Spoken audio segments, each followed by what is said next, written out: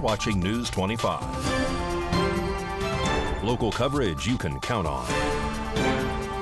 News 25 is brought to you by J.K. Nelson Law, voted best of Pahrump for 4 years. Give them a call, 775-727-9900. News 25 is also brought to you by Gunny's Air Conditioning and Heating. New, service, and repair. Call Gunny's, 775-727-6800.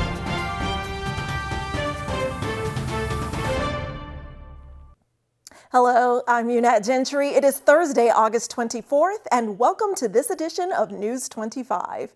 In our top story, a structure fire ignites in Las Vegas, and it's on Hidalgo Way. David Preston gives us those details. A shed fire erupted in Las Vegas last night at approximately 8 o'clock in the evening. The fire was reported to be in the 4900 block of Hidalgo Way. The Clark County Fire Department responded to the fire and arrived to the location within approximately 4 minutes of receiving the call. The fire department discovered that the fire extended to the exterior of the mobile home. Fire crews pulled hose lines and extinguished the fire in the shed and exterior of the mobile home, while also confirming there were no occupants inside the home. There was minor fire damage to adjacent mobile homes. No injuries were reported, but the Red Cross was called to assist 2 adults with recovery efforts. The Clark County Fire Department handled this incident with 6 fire engines, 1 ladder truck, 2 battalion chiefs, and 2 rescues.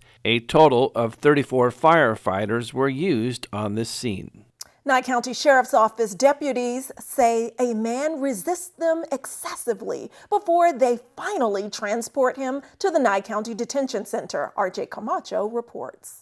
On August 22nd, Nye County Sheriff's Office deputies were dispatched in reference to a weapons offense. The reporting parties stated they saw their neighbor, Hugo Polanco Pineda, on their property with a machete. Due to a prior trespassing incident the same day, officers knew of Hugo's address and headed there. Upon arrival to Hugo's address, officers found him walking around with a PVC pipe, which he was ordered to drop. After dropping the pipe, Hugo allegedly proceeded to drop a gardening decoration with 2 long spikes, but dropped it after officers ordered him to. However, he allegedly began walking around, and officers had to order Hugo to put his hands behind his back so that he could be detained until officers completed their investigation. According to the declaration of arrest, Hugo refused the orders given to him and pulled away from officers as they tried to place him in wrist restraints. Hugo was then placed to the ground, where officers ordered him multiple times to put his hands behind his back. Hugo allegedly continued to refuse the orders given to him and began to kick the officer from the ground. Another officer arrived on scene and had to provide assistance, and even warned Hugo he would be tased should he continue to resist arrest. Despite the warning, Hugo allegedly continued to resist, and officers employed a drive stun to Hugo's lower back. However, he continued to resist by kicking. After Hugo was finally detained by officers, they began transporting him to the patrol vehicle. However, while doing so, Hugo was allegedly stating that he would not go into the vehicle and began resisting officers again. After Hugo was forced into the patrol vehicle, officers began transporting him to the Nye County Detention Center, and officers stated that Hugo allegedly began slamming his head into the interior divider in the patrol vehicle multiple times. Due to injuries sustained, officers had to transport Hugo to Desert View Hospital, where Hugo allegedly resisted both officers and medical staff by moving whatever limb he could and screaming. Hospital staff had to administer a sedative. According to the declaration of arrest, Hugo kept resisting until the sedative finally took effect and all of his limbs were restrained to a medical bed so that he could be checked by staff. Afterwards, Hugo Polanco Pineda was booked into the Nye County Detention Center under the charges of resisting a public officer, battery on a protected person, and battery by a prisoner. In more local news, a recent study finds that Nevada unfortunately ranks highest when it comes to fewer teachers hired, but more students enrolled. So News 25 is speaking with Laura Weir from the Nye County School District to get her thoughts on this matter. A lot of the statistics involving Nevada revolve around the largest county in Nevada, which is Clark County. They have over 319,000 students, I believe. We have just over 5,000 students. So when you have a large city with a large population, they tend to dominate the statistics that are published. We asked Laura her thoughts on if Nye County's teacher-student disparity rates were better than Clark County's. Yes, I do feel it's better than Clark County's. We do have struggles. We have struggles getting teachers, although when you look at the last 3 years of our teacher retention rates and our vacancies compared to our filled positions, it stayed pretty steady. We've stayed fairly consistent with a 93 to 96% teacher retention rate. When it comes to filled versus unfilled teaching positions, we've also stayed pretty steady. While our numbers show an increase in unfilled teaching positions, we also have opened up more teaching positions due to increased funding and or an increase in population.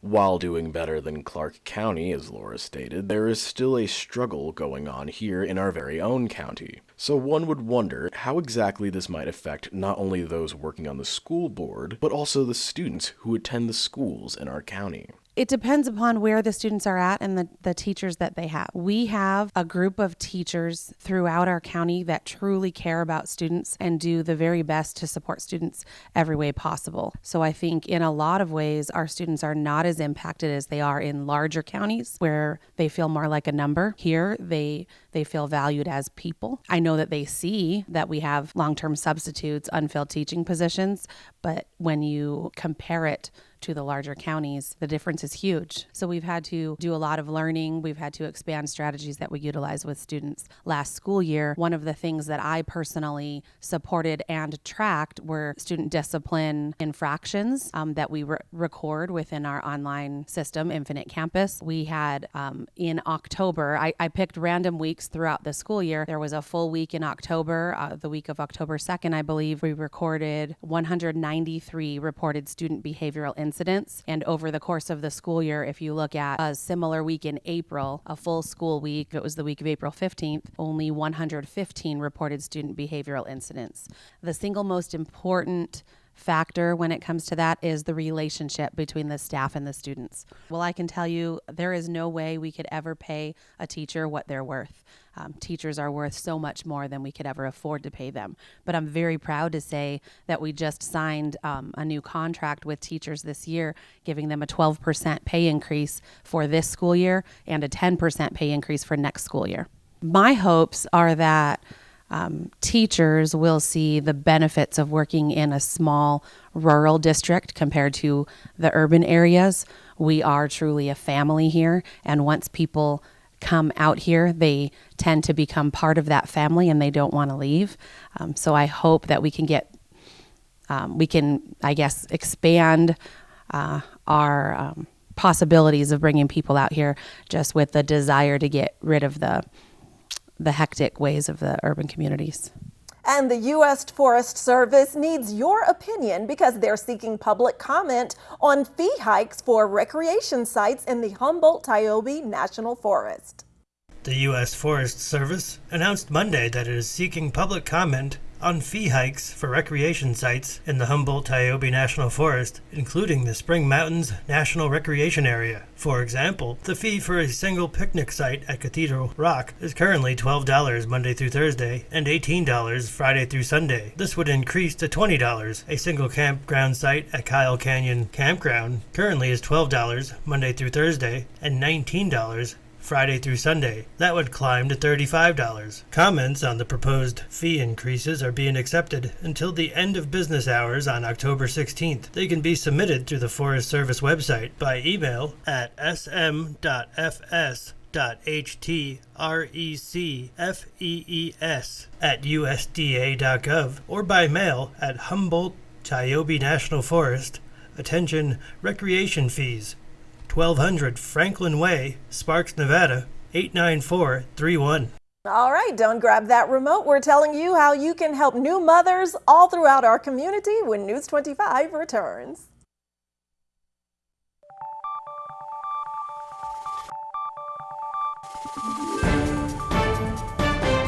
You're watching News 25. Local coverage you can count on. Welcome back to News 25.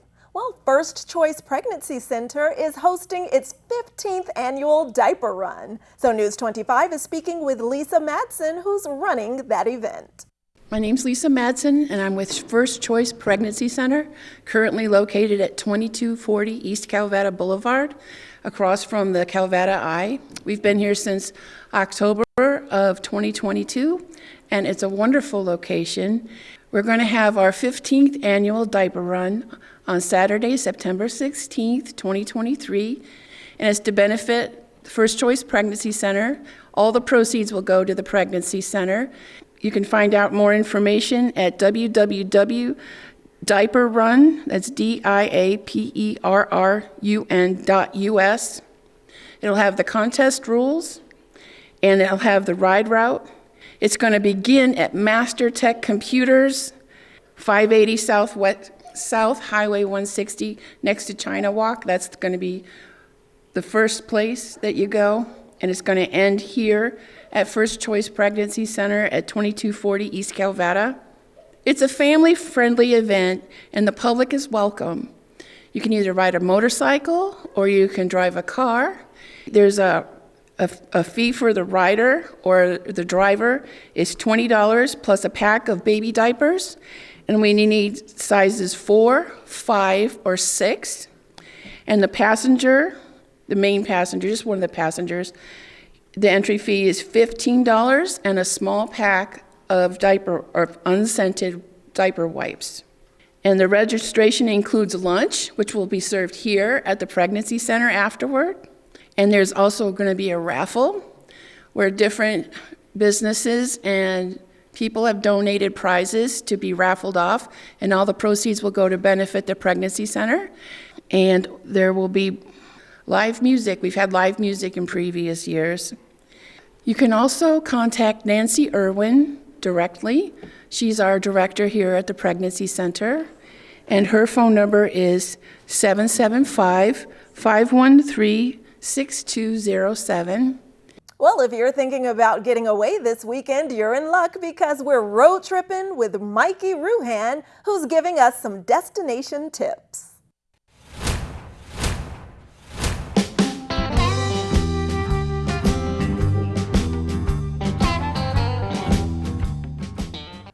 Looking to get away this weekend? Just about a 6.5-hour drive.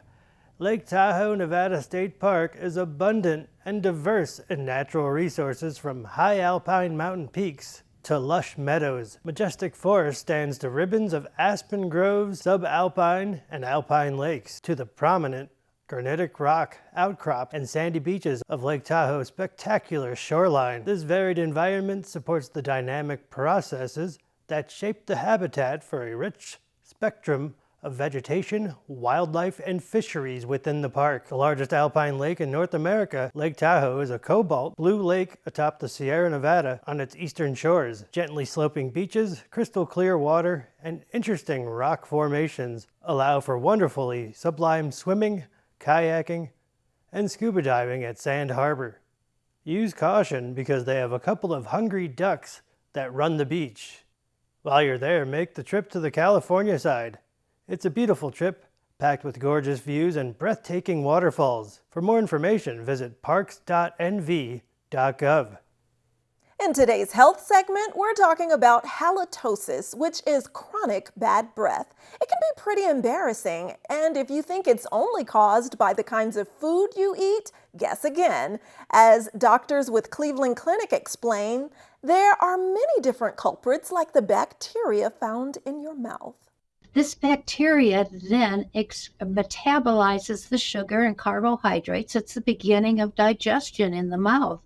And the byproducts of the bacteria can produce a sulfur-smelling odor. Dr. Kahn says the best way to get rid of that bacteria is to brush your teeth twice a day and floss regularly. The same goes for brushing your tongue. It can also harbor bacteria. Some other culprits behind bad breath can include being a smoker, having a dry mouth, tooth decay, oral infection, or even certain medical conditions. For example, if you're diabetic or suffer from acid reflux. Dr. Khan says people with dentures are not spared from bad breath either and still need to go to a dentist at least once a year. The dentist will look for any sores in your mouth. They'll evaluate the fit of your dentures. They can run it through an ultrasonic cleaner to clean any debris, and also recommend possibly a lab-fashioned reline if the denture's not feeling or fitting properly. All of this breeds bacteria. Medical experts say if brushing and flossing your teeth doesn't seem to help with your bad breath, talk to your dentist who can help you get to the root of the problem. See what we did there? Teeth, root.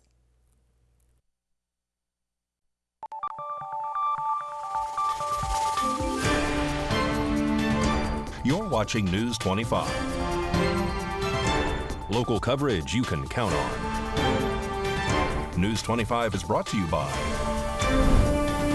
Mountain West Lawyer, Injury Attorneys, 727-9500. Welcome back. Well, Pat Lemming from Never Forgotten Animal Society is telling us about a cute kitten who we're assuming truly lives up to its name, Sleepy. Today's Rescue a Pet segment is brought to you by Realty Executives in Action. Put the team at Realty Executives in action for you. Hi everyone, this is Pat with Never Forgotten Animal Society, and I have a little kitten by the name of Sleepy with me, and he's approximately 19 weeks old. He is a very, very sweet little boy. He's looking for his forever home. Because he's not fixed, he would have to go home on what's called a foster to adopt program, which means you get to take him home and integrate him into your household. And then when he turns 3 pounds, then we get him neutered. And that's when the foster to adopt switches over to a full adoption. During the foster to adopt process, you do not own the animal, we do. You cannot resell it, we cannot rehome it, you cannot in any way. He is available here at Never Forgotten Animal Society at 3091 North David Street in the north part of Pahrump off of Bella Vista. We are open Monday through Saturday from 10 until 5 every day, and no appointments necessary, so you can just come on in anytime you wish and visit our guys. I know, baby. Visit with us and our kids. We have a kitten room. You're welcome to come in and intermingle with all of the kittens in the kitten room. And like I said, we're open 6 days a week, so come on in. Adoption fee is $100, which includes the neuter, microchip, all of the vaccinations, and rabies certificate. We look forward to seeing you. Our number is 775-537-8674, and you're welcome to come in and meet any of our guys here at any time. We have dogs, cats, kittens, and puppies, so please come on in and visit. They need the socialization, and they need new homes. So if you're in the market for a kitten, puppy, dog, or cat, please stop on by. We look forward to meeting you. News 25 Weather Cam is brought to you by Lerner and Rowe Injury Attorney's Office in Pahrump. In a wreck, need a check? Call 702-877-1500. Let's take a look through our Lerner and Rowe weather cam at the blue skies, but those fluffy clouds are hanging around. When we have more scattered clouds in the area, we'll take a look at the temps after the break.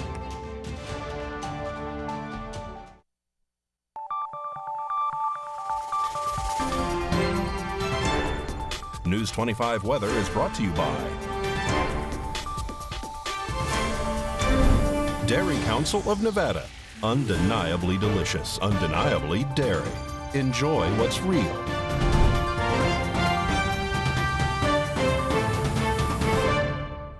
Hi, good evening, Nevada. It's John Kohler from the KPVM Channel 25 Weather Studios all up and down the East Country Radio Network and worldwide to you on your mobile device on the local BTV app. The app that you'll save so much money on Netflix, you can buy yourself a boat. There you go. Get the app. Get a boat. 85 degrees in Fernley. Fallon's got 86. Carson City all the way up to 82. You're not the cool spot, though. That would be Tonopah, 80 degrees. Congratulations again. Goldfield, you're stuck in third at 83 degrees. Not too bad. 92 in beautiful Beatty. 96 in Amargosa and Las Vegas. The over-under goes to Vegas. You're the Hot Spot Award winner with a hot low tonight of 78 degrees. That should feel nice. Death Valley, it's 99 and downright reasonable here in the paradise of Pahrump. Let's take a look at our current temperature. 92 degrees, Bernas, 94 just a little bit earlier. Winds out of the south to 6 miles per hour. I don't think you could blow out a candle on the back porch this afternoon. Sun rose this morning at 6:09. Setting this evening, let's look for it to go away at 7:22. Dive into the ocean as we plunge to our low tonight of 72 degrees under clear skies. Beautiful moon watching tonight. Humidity at 47%. Sure smells like some clouds tomorrow, but behold, no, it's no clouds tomorrow. In fact, the whole week's cloud-free, sunshine, beautiful weather. Temperatures started the week at about mid-90s. We'll head all the way up to 104 incrementally until Tuesday. And wind starts to kick up a little bit and drive the temperatures back down again as it reaches over 10 miles per hour. We'll end up with a 97-degree low or a high on Thursday. Well, not too bad. A little dipsy-do in the week. Nice little denouement to the summer.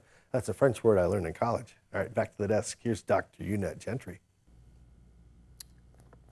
Oh, thanks so much, John. Well, during that break, I was listening, but I was also reading Nevada Strong magazine. This is your guide to our Pahrump Fall Festival, and there are lots of fun facts and great articles in here as well. One I even wrote about an Olympian in our midst. So come check it out.